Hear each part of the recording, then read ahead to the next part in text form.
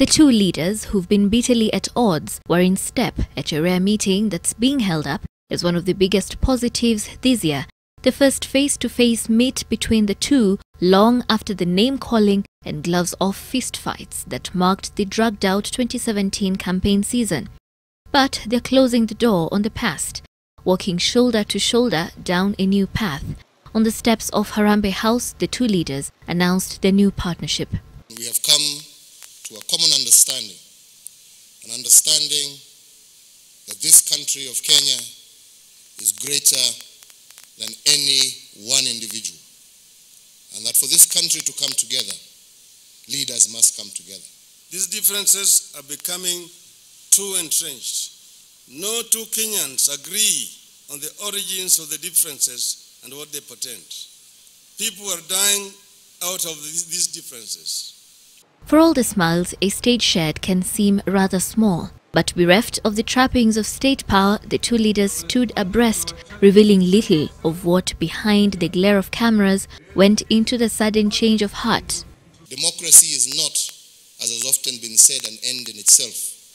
It is just a process by which the will of the people is heard, but the national good, the national interest, must always prevail over those elections. We are all sailing in this one ship. We must come together to scoop out the water that has been sipping, or we shall capsize. The sovereignty.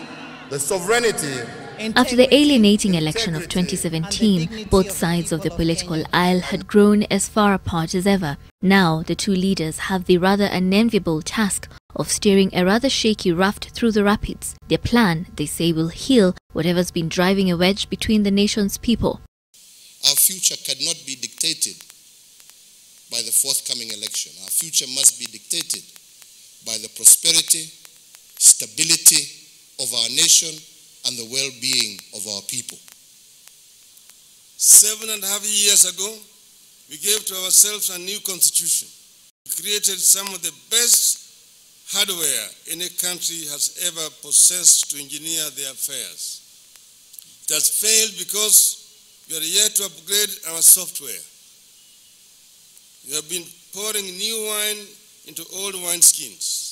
Ethnic antagonism and competition, the lack of a national ethos, inclusivity, devolution, divisive elections, the safety and security of all Kenyans, corruption, shared prosperity for all, and the respect for human and civil rights are just an abridged version of the discussions the country must have.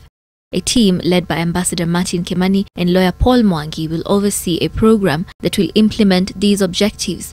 An official launch is expected soon. Both leaders admittedly pointing out that the country was divided along political and ethnic lines, and their gesture, they say, is just the first step towards narrowing these divisions that have plagued the country for generations.